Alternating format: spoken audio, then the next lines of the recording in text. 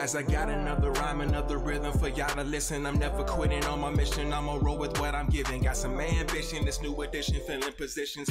Looking at the void in myself and feeling what's missing. Better watch the way you going, better go in the right direction. In the moment you stressing, but you gon' be counting blessings. And I know that for certain. Keep on working, open curtains, haters swerving, cause they ain't ready for your final version. I'm never gonna give up. Fall down, You're listening to the Tom Ficklin Show on WNHHLP 103.5 FM, your home for community radio.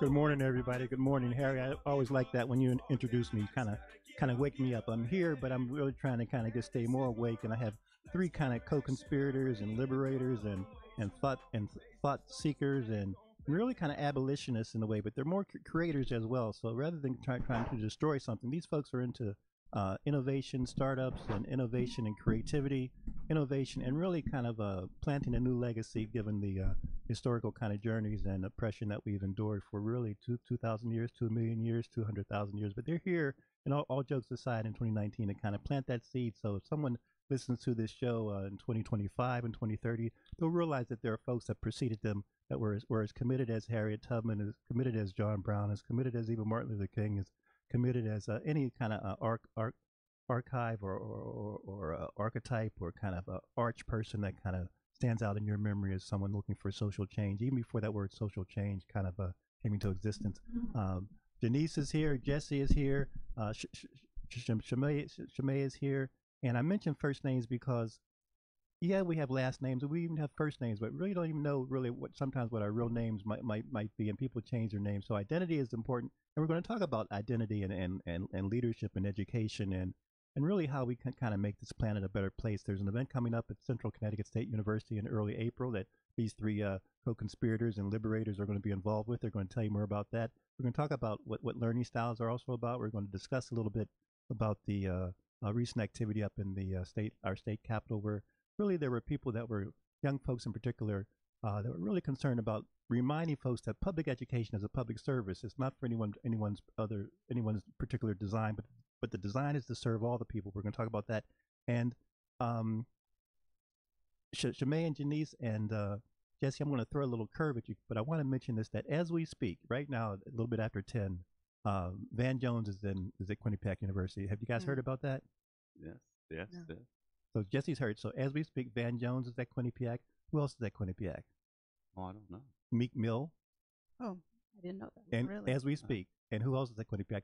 The governor. So they're meeting with people in terms of this incarceration, this carceral state situation. They're going to be speaking with some of the folks from Cheshire and some of the students. So I mentioned that to say that the effort that you're involved with for April 6th is to kind of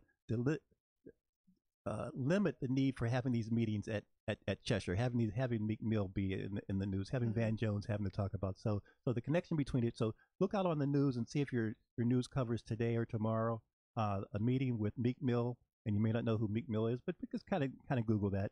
Van Jones and our governor Malloy meeting at Cheshire and Quinnipiac, and a shout out to Don Sawyer, who's a high level administrator at Quinnipiac. We're kind of organizing this event where education and lack of education kind of has impact on society wherever we look. So welcome everybody. Jesse, kind of kick us off with the event in April, and then we'll kind of go from there. Sure. On April 6th from 8 to 3:30, we have our Literacy Essentials Conference. It's our 13th one. We usually have about 250 to 300 teachers at this event. And this year we're really excited because we jump right into that cultural pedagogy bandwagon. We're saying we're in the house, and we've got a theme this year, transformative literacy pathways to diverse communities, because you are what you read, you are what you write. And I wonder what people are asking us to read and write. Do they feed us? And is it free or open to the public, or how do people register? No, it's a pay. It's $80 for the day, but we'll give you breakfast and lunch, and we'll treat you well all day. And we've got all kinds of wonderful, wonderful workshops.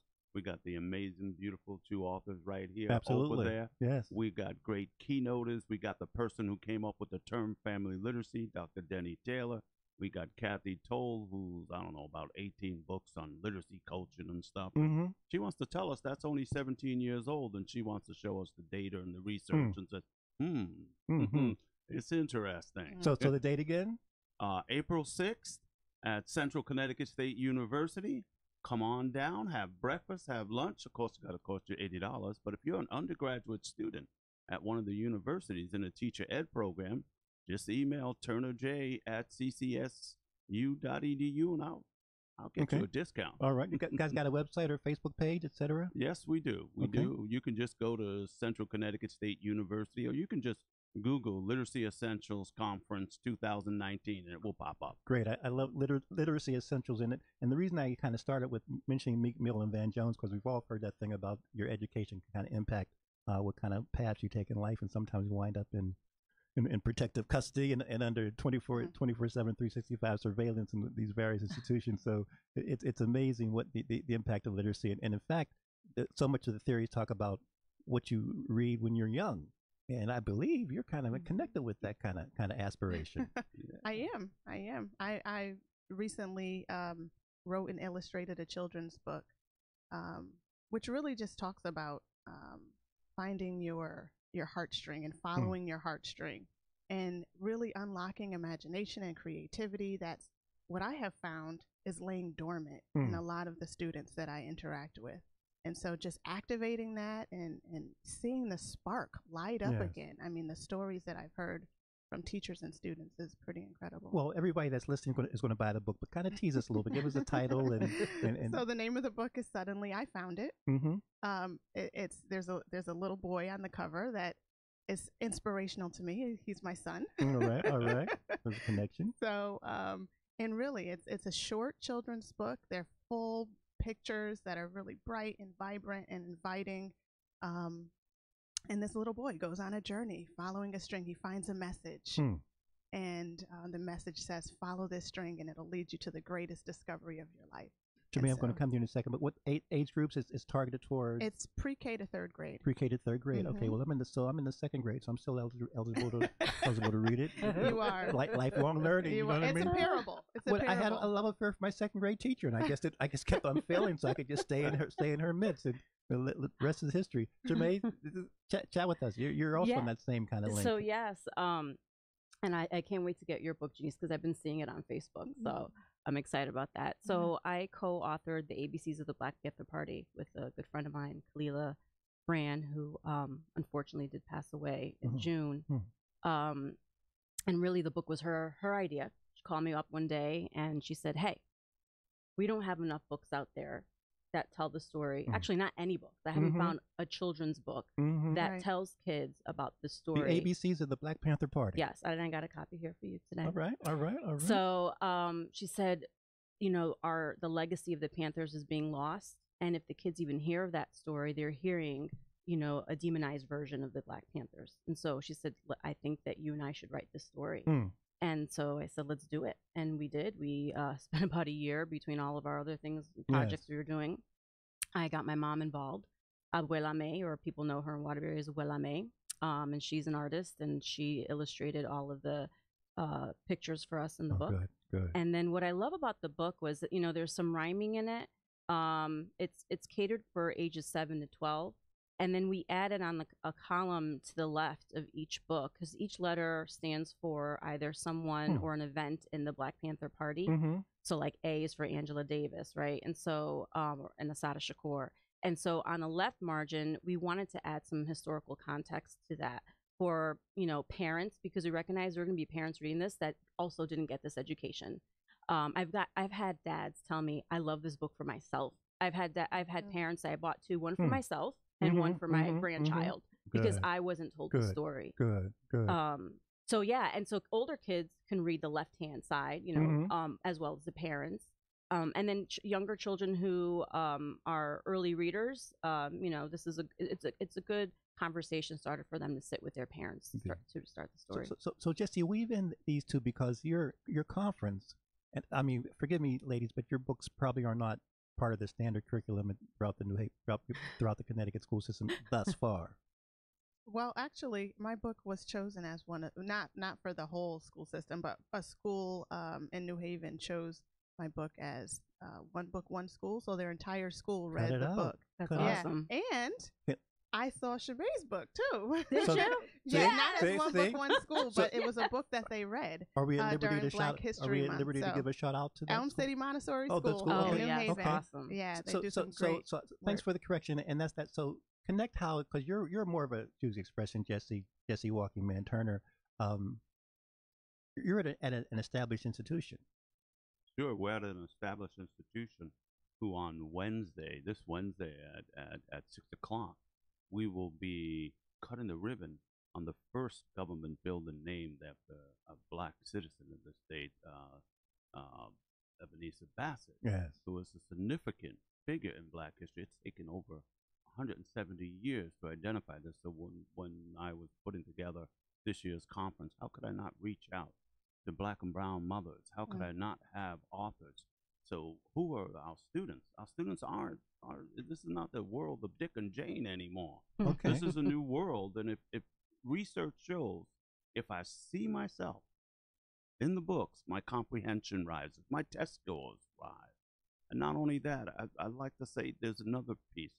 We should reframe this discussion Okay. from this is for them. No, it isn't. This is for us. This is for the America. This is for the diverse symphony we are.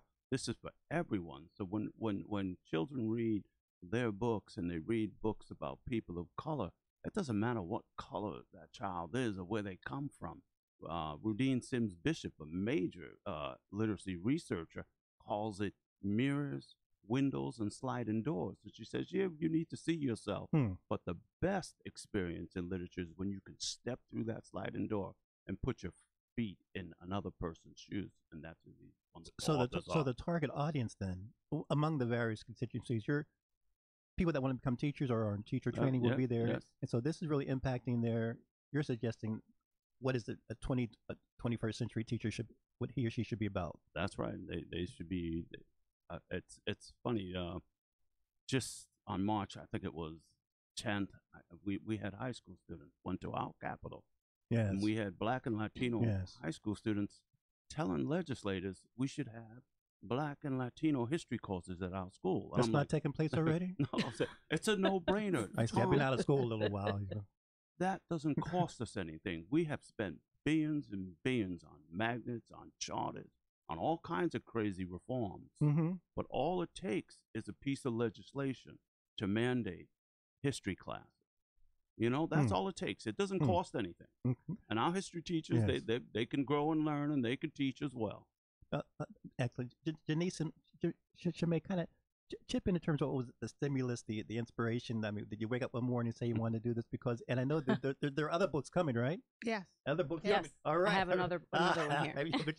but share with us kind of that inspirational moment, or the how that inspiration moment kind of grabbed you from subconscious to conscious kind of thing. For the writing of the book, it was really, this is a parable of my story. Okay. So it hits and it connects with younger readers, but it also connects with adults as well because it is my story, and it's a story of me kind of kicking through the door of the status quo in my life and saying, screw it, I'm gonna go after what I love and what I think I'm here called to do. Yes. And following my own heartstring. Oh boy. Good. And finding the gifts that definitely lied along the way. Good. Chemay? Yeah, you know, when I had started my MyReflectionMatters.org, which really is a space for parents and teachers, an online space where they can find educational products that are culturally relevant, right? So I always knew that at some point I wanted to start creating my own products. And, you know, books was something that I remember as a child, my mom, you know, always struggling to find representation. Finding bilingual books was a problem. It's funny because during my college years, I remember her buying all of these children's books. And I'm like, Mom, we're not kids anymore. Why are you buying all of these beautiful children's books? She said, because they weren't around when you were kids, you know? And one day you may have children, and I want to make sure that they have books that represent them and that speak to their culture. Yes. So I think it just kind of was inevitable that it was something I was going to end up doing. And Chemay, share a little bit. I don't want people to think that you've kind of just, I'm about to say, I'm not going to say what I was about to say, but that you've just got off the boat. You know what I mean? What I'm trying to make is that you were at Columbia University, Teachers College. Yes. Talk to us a little bit about that in that transition. So you've been refining and thinking about this educational industry and its impact on society for a while, and you've invested some time and energy and blood, sweat, and tears, et cetera, et cetera. Yeah. And now you're kind of looking at your own model for duplication and translation worldwide. Yeah. So, I mean, I've been in education all my life. It's been almost 20 years. I started as a special ed teacher. I taught both in Waterbury and Watertown. And then I had the opportunity to work at NYU as an equity coach and consultant. I did that for about a decade, and then I left that to be independent. Yes. So I do coaching and consulting on my own independently. And, through this work,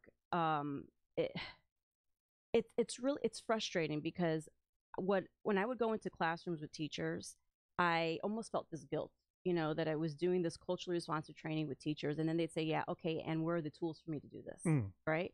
And I knew they were right. And my colleagues at NYU, we really didn't have the answers. We had, we had very limited resources that we could really turn them to. And so that was also one of the things that kind of sparked my Reflection Matters. Like, it's not fair for me to go in and say, let's talk about the theory of cultural responsiveness without talking about what are the actual tangible tools that are necessary to help you move forward in your culturally responsive journey. So, because it is a mindset, cultural responsiveness really is a mindset. Yeah. Yes. So you've had some workshops. So if people want to get, Yes. you've had some previous workshops, and I know you have some upcoming ones. I So do, yeah. If people want to participate in some of the workshops on the My Reflections Matter kind of curriculum, but it's really an in-depth and really, I think, it's not easy to learn, but it's something that, from what I've observed and talked to people about, the way that you present, the way that people kind of participate, it enhances people beyond just their cognitive skills. It kind of reaches the emotions as well. So if they want more information, and et cetera. Yep, they can reach me through myreflectionmatters.org or Chemay at My Reflection Matters. This work is about undoing whiteness. Okay. Like, this is like the core of cultural responsiveness that people don't want to have the conversations around. How have we defined what is relevant to us in schools? Because schools have always been culturally responsive. The question is, who have they been most responsive to? And then by default, who have they been most responsive to? So. And Genese, you mentioned there's another book coming. Another book, is it birthing? Is it in the gestation stage, or 2 months, or the embryonic stage? When will we? When will it pop out? You know what I mean? I think it should be ready for purchase by next year. All right. I think we're moving a little slowly with it because there's just so much excitement around. Suddenly, I found it still. And if you want to buy the book, you can go on Amazon, you can go on Barnes and Nobles, you can visit my website at advocatelab.org and see all the other things that I'm And doing. you mentioned there's an event coming up in May, I believe, a storytelling event. Yeah, so Story Days with the support of New Haven, the City of New Haven, Department of Arts, Culture, and Tourism. I'm bringing this project where we're reading Suddenly I Found It. Everybody gets a copy of Suddenly I Found It who participates, and we're building our own story. So we're looking at, they get different story prompts, and they get book building materials, which they'll use to build their book and then to create their story.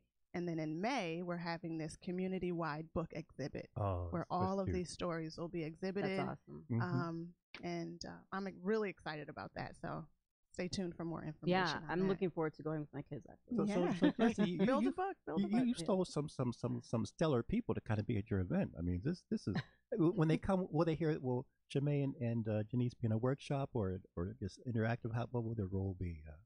Well, they'll have a session where they talk about their books. Primarily, when we look at who is in this teaching profession, and mainly it's overwhelmingly people that look like me. You look okay, man. You know? Nice hats. I'm saying, nice hat. Little pale skin, but that's all right. But I got some blackface for you. No, In fact, I'm not going there. I might bring it. Not even on 60. If you're caught in that one, you deserve to go down, sir. I've been down before. But I was at one of Chemay's sessions. She may not remember. Robbie Goodrich had an event and race. And it's hard to be a person of color in a room, mainly white people. We did have some people of color in the room, but they tended to be parents, the teachers in the room. Wait, and Chemay did this wonderful job. This takes it's sort of like you just know by Genese. You can tell that they have a personality that invites you, that welcomes you, Yes. that says, this isn't controversial. This is what we should be talking about, and invite you into the discussion. That's that. And I just know my feeling is the revolution we need isn't outside the room; it's in the room. And I'm always trying to bring the right people in the room. You know, I want revolutionaries. These are revolutionary authors right here. Tease us again a little more. We'll have a chance to rub shoulders with these two lovely ladies. That's right. There's a keynote speaker. Yeah, yeah. And what will be real nice at the end, they don't know, but I push salons. I put educational salons, and we're going to end with an educational salon that talks about the roles and responsibilities of educators in the 21st century with cultural pedagogy. And I'm hoping these two authors would be part of that salon. It's a lot of fun. It's a real learning experience. The teachers have to discuss the issues. But you know, April 6th, people, April 6th, 8 to 3:30, come on down to Central. Enjoy yourself, open your mind, and grow and be inspired. And of course, I'm going to go out and get the best. Right. No. Right. Yes, Increase your contract for him. I'll have to agree. Yes. You mentioned now cultural pedagogy. This is we hear these buzzwords and we hear these meaningful words, but translate that for folks a little bit, because sometimes that sounds like a euphemism for me. For some people would say that there's a distinct reason for why, as Chemay has indicated, why certain educational delivery systems are designed a certain way. So it's a designer attempt, but you're suggesting that cultural pedagogy can coalesce with other ideologies, or is it kind of have to, or just a one size fits all, or all sizes fits everybody, or how do we kind of customize and kind of work toward a society where we all can get along better as we kind of try to collectively learn? Well, I guess I'll take a stab at that. Take a stab. We're not talking about buzzwords. We're talking about the curriculum of this nation should look like this nation. Okay. That's what we're talking about Good. here. And it doesn't cost us a goddamn dime to do that. I don't understand. We don't need to. We've spent billions of dollars in the state on magnets, on charters, on all kinds of school reforms. We asked teachers to take 6 certification exams to become literacy specialists in this state. That's thousands of dollars to teach. We know from the data that almost all of those teachers take those tests more than once. And what can we do? Well, I say, hey, give them a Black History course. When I went, I am a teacher who, we don't want to say how long ago, but many years ago. But how come? They use quill pens back in your, quill pens. I understand, yes. And how come, as part of my teacher education program, I had to take a Black History course and a Latino history course? How come I had to take a values clarification course? How come we did that, 40 years ago, Tom? And now the question is, can we look at our legislators? Can we look at our governor? Can we look at our president? Can we look at this nation and say, how come we're not doing that I never now? had to take that when I was I know. at Southern. That's what I'm saying. Wow. Yeah. And Genese, a little bit about your background. I mean, we've seen each other in various plantations and various escape routes and underground railroad hideouts. And Yeah, I'm not a teacher, although people tell me that I present sometimes as an educator. But I do consider myself an educator. My background is in child development, mental health, and family studies, international family studies to be specific. So I love to share. I love to teach in a way that kind of creates a different perspective and provokes people to think about things in a different way. So that's really where my background is. I have kind of facilitated programs and things like that in middle schools in Bridgeport, New Haven, but I'm not full time in the classroom. well, so sometimes we need we all can be educators and learners and sharers. Absolutely. And just people. What's the acronym about parents being the first Parents Teachers. are the first teachers. We're all teachers. Yeah, that's, yeah. that's so important. Yeah. Any questions that you guys are just think that's kind of resonating through your mind, or topics or thoughts that are resonating through your mind as we kind of sit here among one another? Well, I'm listening to Genese just talk about she's not a teacher. I'm looking at and she's a parent. Of course, she's a teacher. Of course, she's an educator. We're all educators. Mm-hmm. But we are faced with a serious crisis in this nation, a dwindling teaching force of teachers of color. And what are we doing? What are we doing? We're putting up, I don't know, maybe like the SATs and ACT exams, kinds of scams. What are we doing to help attract a diverse teaching force? We'll tell them, hey, you could take 6 certification exams for a job that pays $55,000 that you work 57 hours and get paid 37 hours. Why don't you come into that profession? Well, if that was around when I was becoming a teacher, Tom, a first-generation college student, I would not have taken that option. Yeah. Let's take a, ladies, if you can, let's just take a sidebar for a second in terms of the, Jesse, I want you to talk about the, I don't talk about current events as a lot on the show, because I want people to feel that the show is kind of almost timeless, if you follow me, that whenever you tune in, even if it's after the fact, you'll still find information of value. But the teacher strike situation nationwide, I think people don't really, it's not clear to them why that's been happening on every state, many states, and throughout the various regions, not just in the South, not just in the West Coast, not just in the Midwest. So, and that's something that you've been observed and you've been a part of for a long time. So talk to, if it's okay, ladies, if he kind of addresses that, because I think it impacts the quality of the instruction that people will have. Oh, yeah. And the turmoil that's going on as we speak right now throughout the nation. I guess the term is woke. And what's happened is you've had at least strikes in 12 states, many of them right to work states, by teachers. And why I say woke is because these teachers are not just asking for pay increases, many of them in states that haven't seen a pay increase in over a decade, but they're asking for smaller class sizes. They're asking for nurses. They're asking for art teachers. They're asking for music teachers. They're asking for recess. They're asking for improved learning conditions because they have woke to the idea that improved learning conditions means improved working conditions to them. And yeah, it's a revolution. And if I had my way, I'd have every teacher in this nation walk out of their public schools today and say enough is enough. We're tired of waiting for equity. We're tired of waiting for justice. We're tired of a school to prison pipeline, you know, and we're not going back until you do right by us. And some of the websites that you have.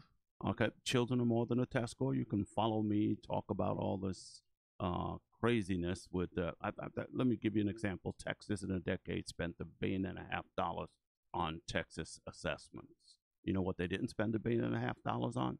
Children. That's what they didn't spend any money. That's across the country. And you have another website called Bad Butt something. Badass. Yeah, I'm a badass teacher for the. I'm just saying. I had a hard time saying that because I thought of my mother, and I'm saying that's just not a word that you're supposed to say, and so we came up with bats. Bats. How's that? That's cool. Bats, just bats, not the other one. BATS. But I do have a little bit of fun saying that because I do believe this is the time, and I think we're seeing it around the world. We saw 50 people murdered on this Friday, going to services, going to mosque. You know, and I'm cognizant of when Matthew Shepard's mother was a speaker at Central Connecticut State University. A bunch of us teachers gathered around her when she was finished, and Matthew Shepard was the mother of a gay young man who was brutally murdered in one of those Midwestern states. I forget which one, maybe Wyoming. I can't remember exactly, but I remember the teacher said, hey, we've listened to your talk. And she said, who are you? And they said, well, we're teachers. She said, you see, here's what I want to know. I know the books the teachers made my son read. I know the books I made my son read, and he could not do something like that. I'm wondering about the 2 young men that brutally beat my son because he was gay. What books did they read? And I want to know what books didn't they read? And that's what this is about. And I'm saying you should read Chemay's book. You should read Genese's book. And you should see when you look at that first page, when she talks about A and you talk about Angela and stuff, you should see the illustrations that your mother did. I didn't know it was your mother. Oh, my God. You should see the afros. Right? I have it. Let's just show oh, my God. And the illustrations over here. I mean, there's a basic medical tenet for research, and it says this: you must talk to the patient, you must talk to the caregiver, you must talk to the family.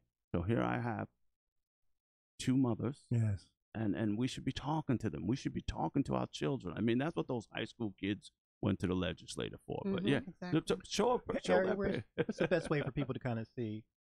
You want me Harry, to hold? I can. Oh, we see. You got got it. can you see it? Yeah. Yeah, but you got to show that first page with the Aprils. I just know I have a young girl, 13-year-old girl, Well, my friend Bishop Zelda's granddaughter, and I know she is gonna love this book. I think having my mom, especially she's from that generation, Mhm. so she was, down to the clothes, the styles, like, that was her Right. generation, One of the words you've mentioned in here, Chemay, is decolonization. I believe. Yes. Decolonizing. Again, that sounds that could be too highfalutin for people. Yeah. But I think the ramifications, people need to realize that we're on Quinnipiac land as we speak. But say a little bit more about decolonization. So decolonization or Decolonizing Education Publishing is a publishing company that Cleo and I started because we recognized we wanted to self-publish. So we said, well, let's self-publish. And we had talked a lot. We worked together at NYU as equity consultants. And a lot of our work and conversations with teachers was around what does it mean to decolonize your curriculum, right? So from whose perspective are we learning the history of our country?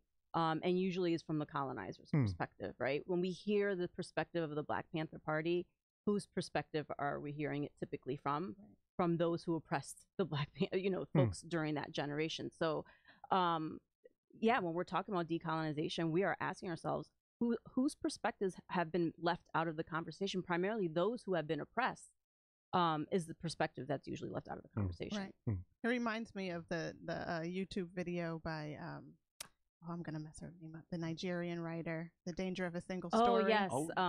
Chimamanda. I think is how you pronounce her first name. Yes. Yeah. And yes, and in fact, she's going to be the Class Day speaker here at Yale in May. She?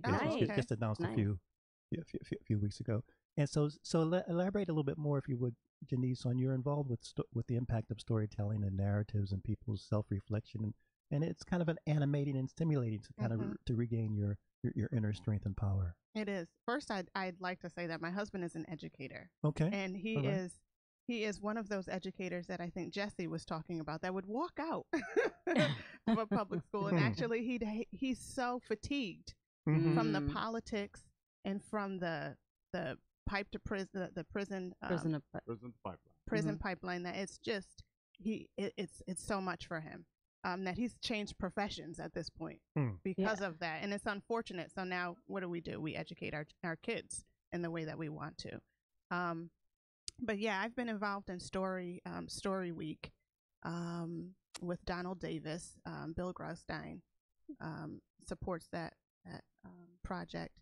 And it's been amazing to kind of look at narratives. Really, this is what I get from Story Week. So is you look at narratives that were deeply held narratives that were you realize and complete, and then you create a new narrative from that process. So it's been really, really amazing to kind of see how that has manifested in my own life, and just by starting my own business and doing things like that, and doing more things that are so much more community centered and preventative in a way. I worked in child advocacy work for about a decade.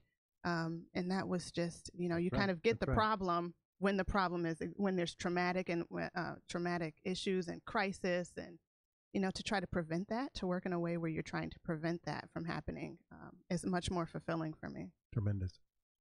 April, where should people be? April 6th, 8 to 3:30.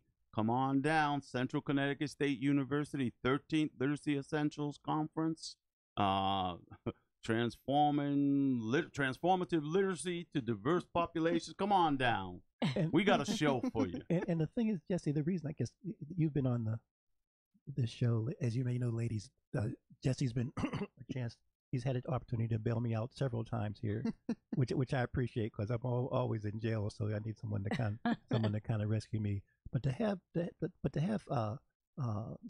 fellow folks that kind of really feel the passion and kind of make this world a better place. It relieves me to know when Jesse's coming in this show for a Monday that I don't have to be anxiety filled kind of thing. But I want to ask you not a hard question, but we hear about the disparate kind of learning trends and people having difficulty in reading, comprehension, etc. What's in if you were a king of the world, what would is it is it curriculum? Is it a poor curriculum? Is it DNA? Is it social determinants of health? Is it economic issues? What kind of prevents us from everyone not being able to read well? Well, first of all, it's not in our DNA. Our DNA, John Dewey told us over 100 years ago, every child that enters our school comes with these 4 native impulses: to communicate, to construct, to refine, to reflect. I mean, John Dewey used to ask him what's wrong with public schools, and he'd say public schools. That was his piece. But so it's not in our DNA. But we should look at the way we do things, the way we teach things. So I'm convinced that if children could see themselves, could write their own story. I can't remember exactly, but it's my Aunt Angela who said, there's nothing more wrenching than an untold story that, kept in our heart. It's why the caged bird sings. We know why over there. So for me, the trick is it's purposeful. What we've done is we've turned literacy into something that's not big, that's small. It's a matter of decode this, get this vocabulary, try this strategy. And what we haven't done is tell our children, we're going to open your mind to the greatest gift, the gift that many of our faiths in the world would say give you access to your spirituality. Many of our democracy and liberation and freedom, that comes from literacy. So for me, it's we play it down as a skill, and kids see it as something like a duty, a chore. And what we should be saying, here is the gift, here is the magic, here's that here's the string to the most wondrous gift that you can have. So to me, it's how we do it is purposeful. It makes a lot of money for people, and I'm not surprised that kids are turning off. That's why we have a school to prison pipeline. They're not stupid. They're just saying we want no part of it. And we also have standards that, and I don't blame teachers entirely for this, because they're up against a lot of standards and expectations, but there's no room for patience to allow kids to grow and develop at their pace. Everyone is measured up to the same standard, and it's funny when I talk to teachers, say, if we had a standard that said, well, 5-year-olds can't pass on, or kindergartners can't move on to the first grade unless they reach a certain physical height, we would laugh and say, well, that's ridiculous. Why? Because kids don't all physically grow at the same pace. Well, kids don't physically or don't cognitively grow at the same pace and rate either, but we have an expectation that they do. And so we have a lot of kids, and I remember as a special ed teacher, most of the kids in my room were black and brown, usually black and brown males, that were at 13, 14 years old and reading lucky if they were reading at a second grade level, lucky if they were reading at second grade. These were kids who had no cognitive disability. They just weren't taught the way they needed to be taught. They weren't, no one found a way to engage them into reading that connected to them, or no one was given the space, because teachers aren't given the space to allow kids to develop at their rate and pace, because we're expected, you got to meet the standard, you got to have these kids pass this test by this time. So it's, my son is 7 years old, and if he were in school, because we homeschool, if he were in school, they'd probably say there's what's going on. He's not reading at the age of second grader should be reading. But my son he doesn't learn through a traditional curriculum. If I put a book down in the way that schools traditionally teach reading literacy, he would fight, he would kick, I don't like this is boring. But my son does research every day on the computer. He's researching geckos and lizards, and that involves critical thinking. It involves writing. It involves having to spell, having to read. And he has been learning to read through research. I'm amazed. Like when I see him reading books that he couldn't read a few months ago, I'm like, you're reading this book that you couldn't read 3 months ago, because he's been spending so much time researching things that he's passionate about. Chemay, share a little bit about this liberation page. Yeah. I believe you mentioned palante. That's a Spanish word. Palante, yeah. Palante. So share with that, because I love the way you had that juxtaposition of the English and the. Yeah. So you want me to read the L? Well, yeah, please. So it says, L is for liberation. We must know. Palante, palante. Forward we go. And then, you want me to keep reading? And then M is for movement. Black power movement, that is. Working, ensuring we teach all our kids. So yeah, I mean, Palante. This is one of my favorite pictures because we have the Black Lives Matter image here, and when I talk to kids about that, here we go, here we go. When I talk to, when I have book readings and I talk to kids about this, you know, and I ask them, what do you know about Black Lives Matter? And, you know, usually then, oh, it's, you know, they're fighting against police brutality. And what do we know about the Black Panther Party? Because the Black Panther Party were fighting for the same thing, right? And kids don't know that. They don't realize that we are fighting for the same historical connection. Yeah, they don't know it. Yeah, so that's one of my favorite pages in that book. Genese? Yeah. I mean, I love listening to that. I haven't read through the entire book, but I have looked at it, and I love listening to that. I mean, this is nothing that doesn't happen in my house because my husband is very much his primary goal is to produce justice. And so he talks to our kids about that. He talks about, you know, just like living by a code system and all of these different things, and really the stories behind the stories that you're not told at school, the stories that he's an anthropology professor. So we talk a lot about the Black Panthers we've talked about in our house. And just different things, you know. Don't always look at what's right in front of you. Jesse, as a sidebar, this is it Wednesday?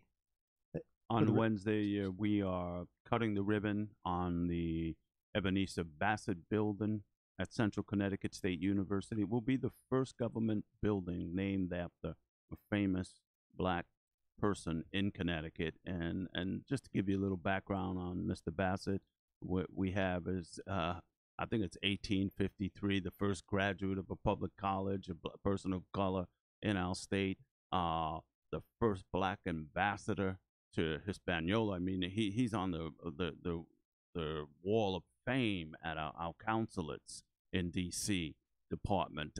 We're just talking about the man that started Cheney Technical School, which becomes one of the first Black historical college. I mean, we're just talking about Frederick Douglass's famous person. So that's Wednesday. That's at 6 o'clock, and you could come join our procession. Our kids from the Literacy Center are going to be holding up Bassett signs and marching in that procession. We're all excited because we had a scavenger hunt and we learned all about Ebenezer. Nice. Isn't that something? Just so important about the breadcrumbs or the jewels that are in front of us, and it's our job to kind of polish them and kind of broadcast now and share. Just so important. As we kind of wind down, everybody, kind of last thoughts, and for a year from now, when I have you back on this show, what will we be talking about?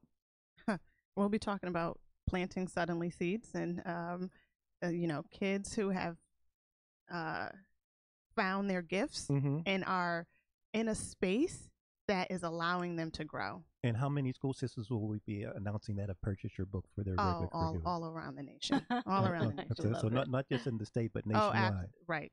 Absolutely. Chemay, when I have you back in 6 months or 8 months? So I have another book that I'm launching in May. So hopefully you guys will be able to make it to that launch. Okay. We have a date finally, May 14th. So I consult. I'm an equity consultant for Waterbury Bridge to Success, and so one of the projects that I've been working on for the last year is a book, and I have it.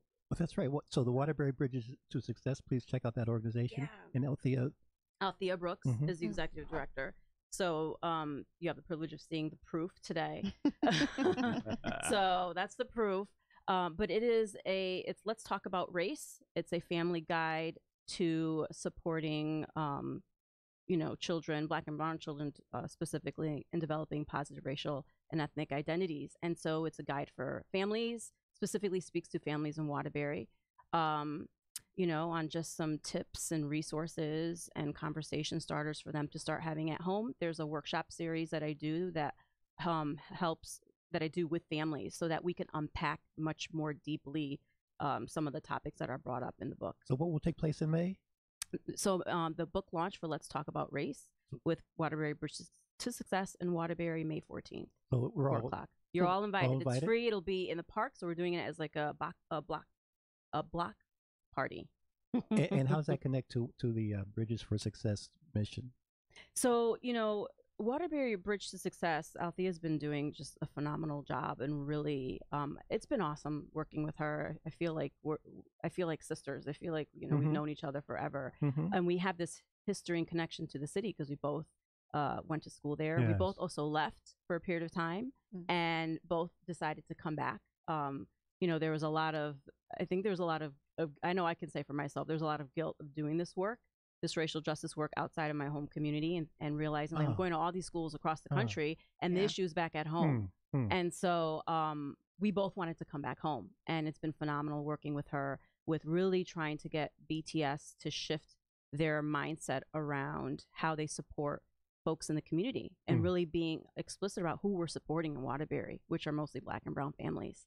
And so that means if we're going to name who we're supporting, we have to be really intentional around what those supports look like for families of color in the city. Yeah. And one last thing. Come down to the web substation on Willie Avenue in New Haven on March 30th from 1 to 3, where you can build your book. All the completed books are going to be in the final exhibit. There's going to be a mural that's displayed, that's being created by a young teenage muralist. That's going to be awesome. And so we can see collectively where our string will lead us. We can hear each other's stories, be transformed by each other's stories, and really create a space of connection. I have a singer-songwriter who just opened up her new school of worship, who's going to be playing at the final exhibit in May. So March 30th is our first story day. Nice. So come on down, 1 to 3. But you guys be sure to post and share. Yeah, because I want to share yours email. in my groups too. Genese, yeah, definitely. Great. Jesse, kind of final word. You're surrounded by some brilliance here, man. You and I just got to sit back and just point out. You know what I mean? I like this. I like this. I like to post on Facebook. I see amazing every day. So I see amazing sides. When I see amazing, I go out and promote it.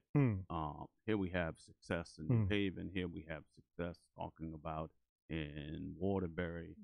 We have about a dozen Manchester teachers coming to our conference because the superintendent, Geary, and the assistant superintendent, Dr. Kearns, has been exploring this question of culturally relevant pedagogy for 2 years. And I'll be doing one of their PDs for them on that. That's the cost of sending the teachers. We made a little deal.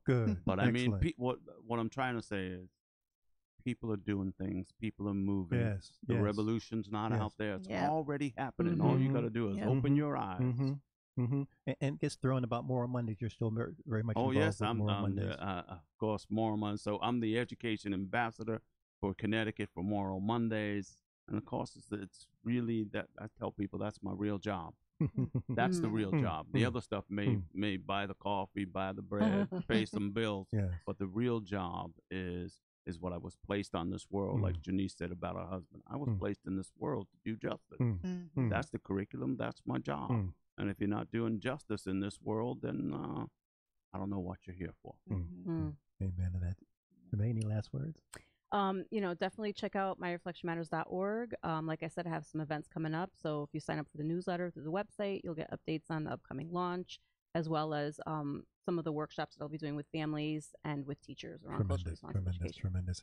Harry, thank you so much, and thank everyone for listening. And just really just a joy to kind of have these rabble rousers and these social justice seekers and these abolitionists, but also these creative innovators, startup folks. We really got to start things up, and just plant those seeds for the future. We won't be here forever, but just to be optimistic about that we are doing what we can do for even the unborn generations. Thank you so much for listening, and talk to you next Monday. Thank you. And I know that for certain. Keep on working, open curtains, haters swerving, cause they ain't ready for your final version. Whoa. I'm never gonna give up, fall down, I just gotta get up, yeah. Cause this is my road, let's camera action, I'm ready to go. I'm never gonna give up, fall down, I just gotta get up, yeah. Yeah, this is my road, let's camera action, I'm ready to go. Way too long, we faced them storms, now you gon' face the dawn you waited for. I said from night to dawn, I right my wrongs alone. In competition with warnings, ice galore. Now I'm running toward it, my lights unfinished, being a quitter. But little by little, they joking, telling some riddles. Now I'm in my section, ain't willing to give up. Know you getting knocked down, but you gotta get up. I'm never gonna get